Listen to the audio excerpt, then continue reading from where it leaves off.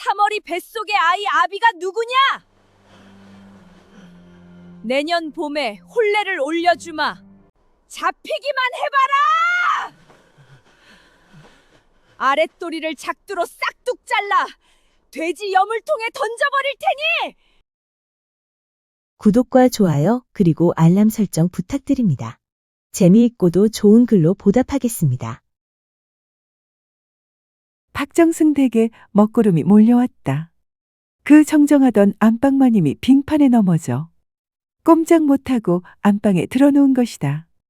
매일 친구들과 만나 술판을 벌이거나 틈이 나면 사냥 다니던 발길을 끊고 박정승은 부인 병수발에 매달렸다. 한평생 나라에 봉사하고 물러난 박정승은 50줄에 들어섰지만 아직도 쌀 한 가마를 번쩍 들어 올리는데 부인 병시중 드느라 꼼짝도 못하니 좀이 쑤셔 죽을 지경이었다. 그런데 자기 세상이 왔다고 살판난 사람이 한 사람 있었으니 바로 박정승의 며느리다.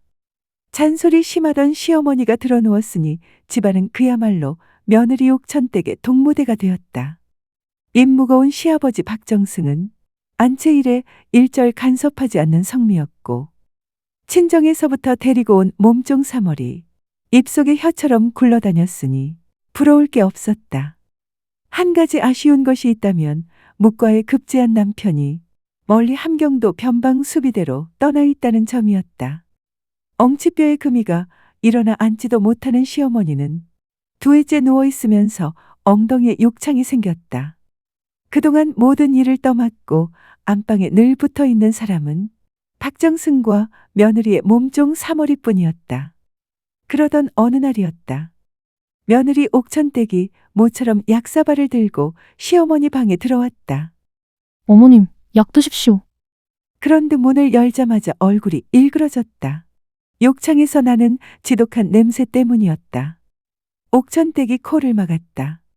아이고, 이게 무슨 냄새야?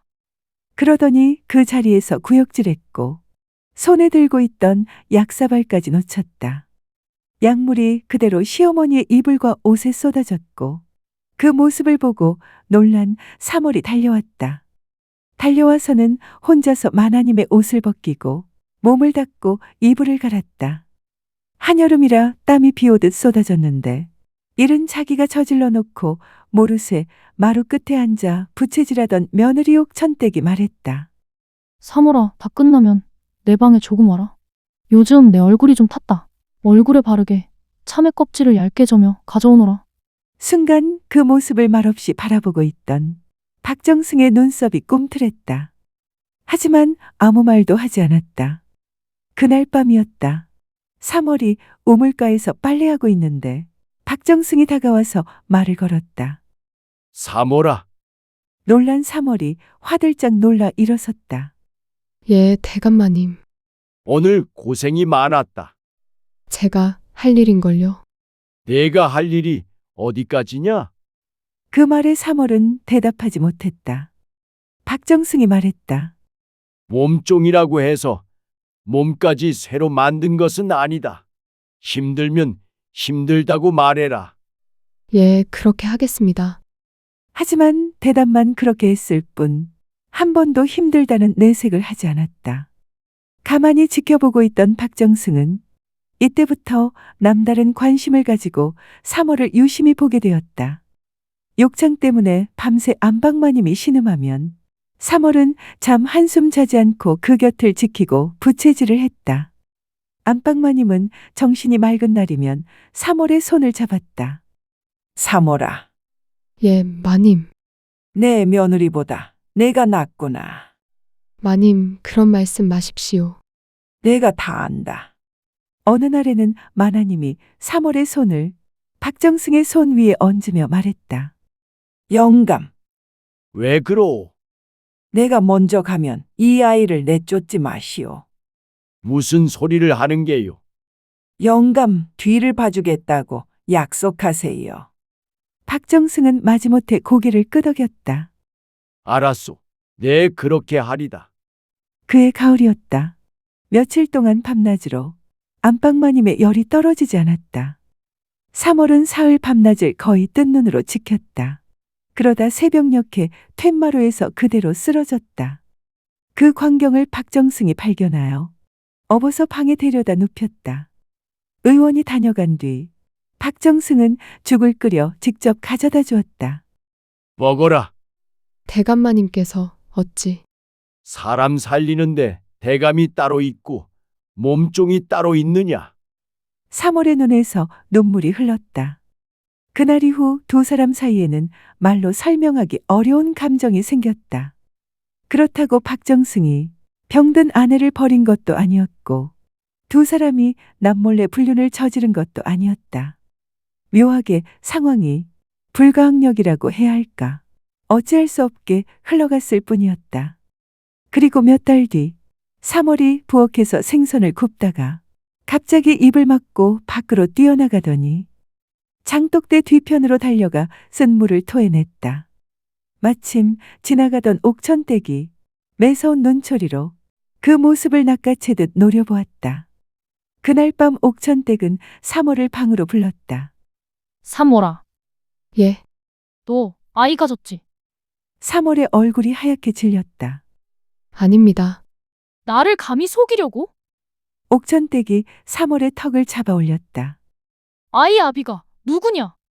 3월은 입술만 깨물었다. 마당새냐? 대답이 없었다. 집사냐? 대답이 없었다. 옥천댁은 다음 날 집안 남자 하인들을 모조리 뒤뜰에 세웠다. 10대 명의 하인이 영문도 모르고 줄을 섰다. 옥천댁이 소리쳤다. 3월이 뱃속에 아이 아비가 누구냐? 지금 나오면 내년 봄에 혼례를 올려주마. 하인들은 서로의 눈치만 보며 억울하다고 손을 내저었다.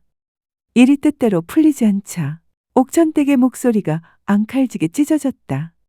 어느 놈인지 내 손에 잡히기만 해봐라. 그놈의 아랫도리를 작두로 싹둑 잘라 돼지 여물통에 던져버릴 테니. 백방으로 협박해도 뱃속의 아비는 밝혀지지 않았다. 아비가 누구인지 밝혀지지 않자 옥천댁은 음흉한 생각을 품었다. 천한 계집이 아비를 알 수 없는 자식을 낳아 집안의 물을 흐리는 꼴을 볼 수 없다는 구실이었다. 옥천댁은 남몰래 읍내 한의원에 들러 은전을 쥐어주고는 독하디독한 낙태약 한 첩을 지어왔다. 자기도 아직 아이가 없는데 몸종이 먼저 아이를 가지다니 있을 수 없는 일이었다. 남의 손을 거치면 소문이 날까 두려워 평생 부엌 근처에도 안 가던 옥천댁이 손수 약탕관을 올리고 부채질을 해가며 탕약을 다렸다. 약이 부글부글 끓어오르자 표독스러운 미소를 지으며 사발에 따랐다. 3월아, 3월아, 몸에 좋은 보약 다려왔으니 어서 나와 단숨에 들이켜라. 약사발을 들고 3월을 불렀지만 그녀는 집안 어디에도 없었다. 밤새 호련히 사라진 것이다. 하인들을 시켜 3월을 찾으러 여기저기 보냈지만 모두 허사였다. 3월이 사라지자 집안 살림은 엉망진창이 되었다. 옥천댁은 제 손으로 머리를 빗고 옷을 다려 입어야 했으며 안방마님의 시중을 온전히 떠맡게 된 박정승의 고단함은 극에 달했다. 그리고 얼마 지나지 않아 오랜 병마에 시달리던 안방마님이 조용히 숨을 거두었다. 3월이 종적을 감추고 마나님의 상례가 끝난 뒤에도 계절은 쉼없이 흘렀다. 봄꽃이 피고 여름 장맛비에 마당에 호박순이 무성해졌으며 서늘한 가을바람에 낙엽이 지고 북풍한 설이 몰아치기를 거듭하며 어느덧 5년의 세월이 흘렀다. 3년 상을 마친 박정승은 한 달에 대여섯씩 벗들과 풍류를 즐기러 간다라고 하며 집을 비우기 일쑤였다. 시아버님이 며칠 걸러 집을 비우던지 말던지 옥천댁은 신이 났다. 집안의 모든 곳간 열쇠를 꿰찼기 때문이다. 그녀는 손가락 하나로 이쪽 저쪽을 지시하며 완전히 집안의 주인이 된 듯 거만하고 만족스러운 표정을 지었다.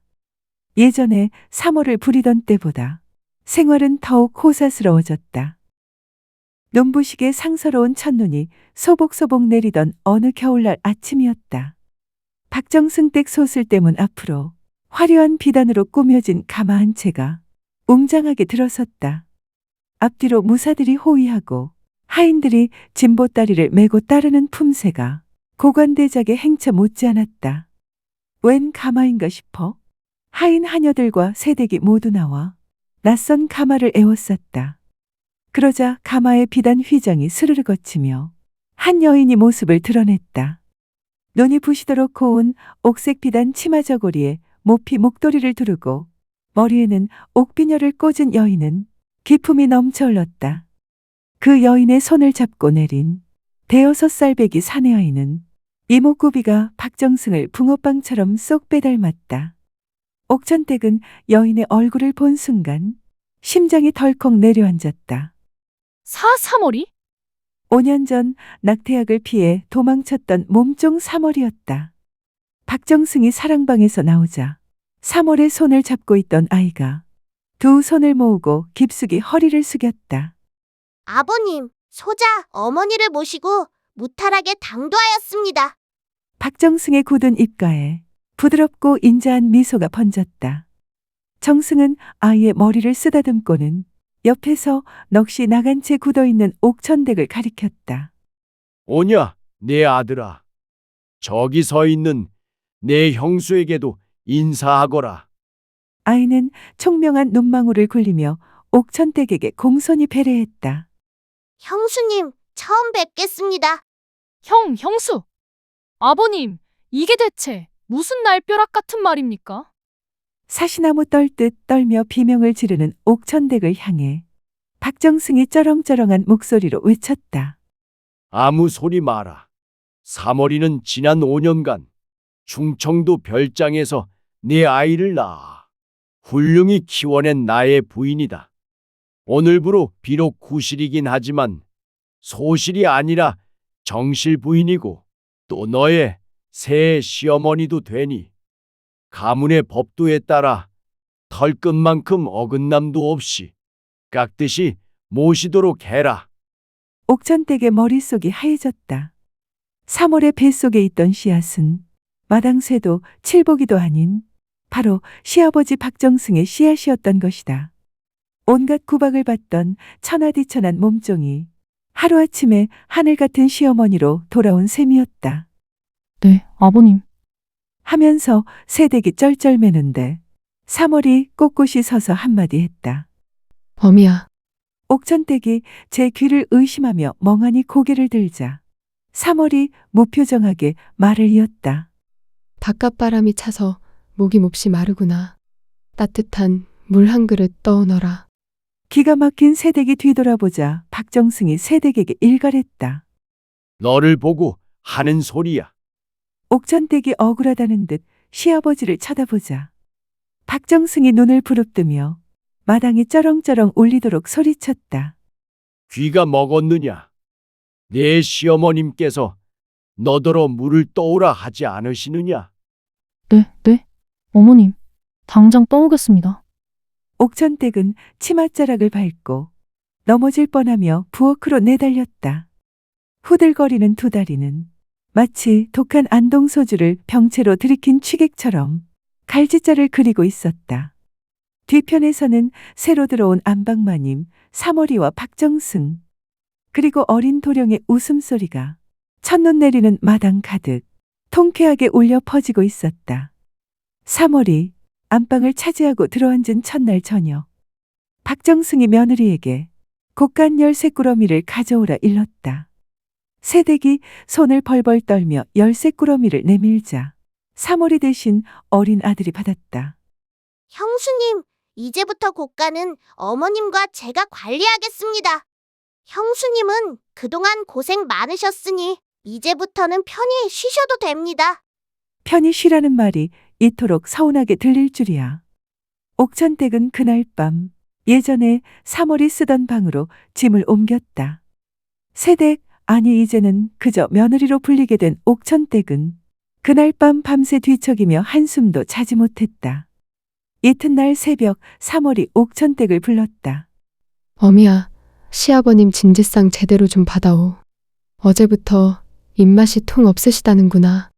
옥천댁이 부엌에 서서 밥을 안 치는데 손이 낯설어 자꾸 물을 흘렸다.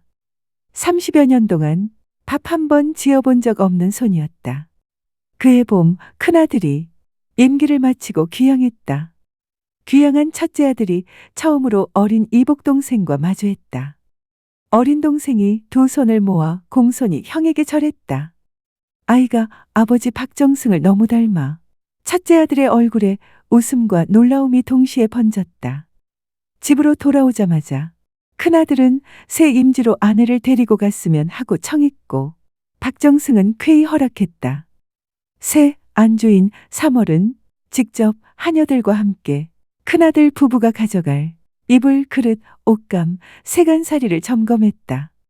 3월은 과하다고 할 만큼 충분하고 넉넉하게 여러 가지 살림살이를 챙겨주었다. 떠나기 전날 밤 3월이 옥천댁을 불러 앉혔다. 아가씨, 제가 아가씨께 모진 소리 한 적 있다면 용서하십시오. 이전에 저도 이 집에서 아가씨만큼 서러웠던 사람입니다. 옥천댁은 아무 말도 하지 못했다.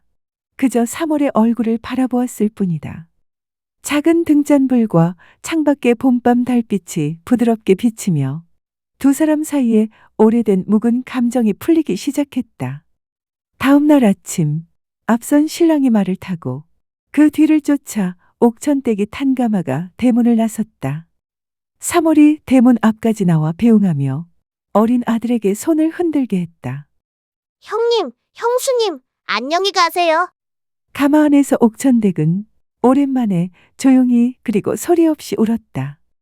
눈물이 한 줄기 볼을 타고 흐르지만 소리내어 울지는 않았다. 따뜻한 봄 햇살이 비치는 박정승 댁의 넓은 마당이다. 박정승은 검은 정자관과 단정한 도포 차림으로 서 있고 곁에는 30세 전후의 3월이 기품 있는 안방마님 차림으로 서 있다. 두 사람 사이에서 5살 난 아들이 활짝 웃으며 마당을 뛰어간다. 3월은 아이를 바라보며 따뜻하게 미소 짓고 박정승 역시 편안한 표정이다. 안녕하세요. 소우쿨 극장입니다. 구독과 좋아요 그리고 알람 설정 부탁드립니다. 재미있고도 좋은 글로 보답하겠습니다. 듣고 싶은 이야기나 원하는 주제가 있으면 댓글로 표현해 주십시오. 문헌을 찾거나 창작을 통해 여러분에게 다가가겠습니다. 고맙습니다. 다음에 만날 때까지 건강하시기를 기원합니다.